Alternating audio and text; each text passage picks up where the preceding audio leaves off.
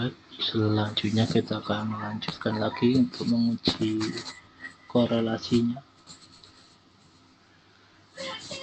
Nah, ini sih data contohnya di motivasi belajar dengan perubahan kemampuan ketahanan belajar. Kita akan menggunakan Candlestone. Nah, bisa dilihat untuk P value-nya 0,832 dihasilkan, dan untuk nilai skor Candlestone-nya 0,014.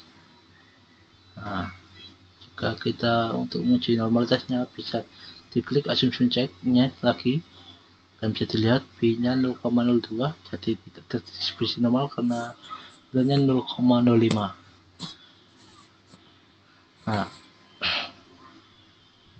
untuk hipotesis ini saya menggunakan apakah ada hubungan motivasi belajar dengan perubahan kemampuan ketahanan.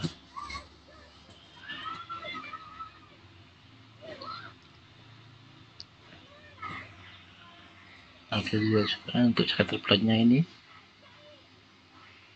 yang menyebar. Jadi jika karena hubungannya positif, bisa dilihat jika motivasi belajarnya naik, maka perubahan kemampuan ketahanan belajarnya juga akan naik. Dan untuk multivariatnya kita akan menambahkan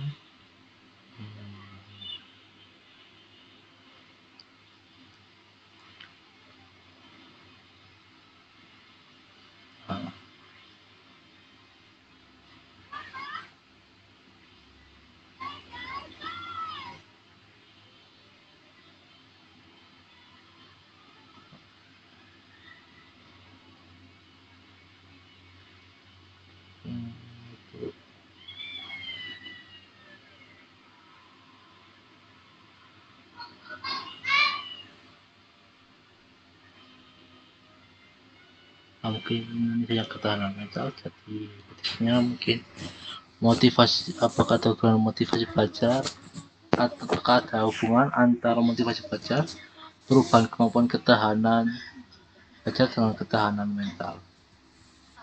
Nah, bisa dilihat hasilnya untuk perubahan kemampuan ketahanan belajar dengan motivasi belajar, P-nya 0,832 dengan nilai Candlestone-nya 0,14. Nah, dan untuk ketahanan mental sama untuk motivasi belajarnya, P-nya 0,504 dengan Candlestone-nya 0,43. Nah, dan untuk ketahanan mental dalam perubahan kemampuan ketahanan belajar, nilainya 0,061 dan nilai Candlestone-nya negatif 0,120. Jadi ini nilainya positif, dan tapi ini nilainya negatif. Nah, dan uji normalitasnya ini di bawah 0,01 dan 0,02, jadi tidak bisa memenuhi uji normalitasnya. Bisa dijelaskan contohnya untuk ini perubahan kemampuan ketahanan belajar jika motivasi belajarnya naik, maka perubahan kemampuan ketahanan belajarnya juga akan naik. Nah, dan jika ini hubungan negatif, maka ketahanan mentalnya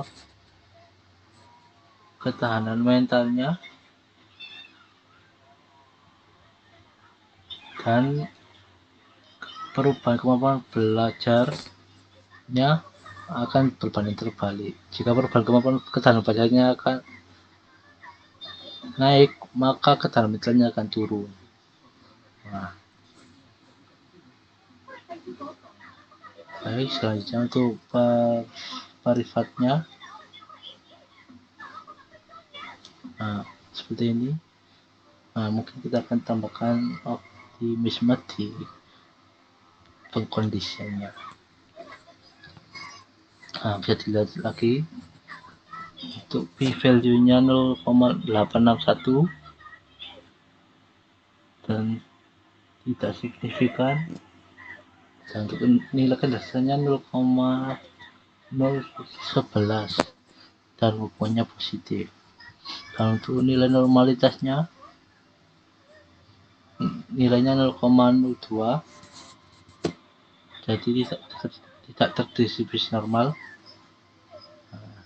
Bisa dilihat di ini kita buatnya motivasi belajarnya jika tinggi maka kemampuan ketahanan belajarnya juga akan tinggi. Dan untuk hipotesisnya, hubungan motivasi belajar dengan perubahan kemampuan ketahanan belajar dengan pengkondisian optimisme. Nah, sekian, terima kasih.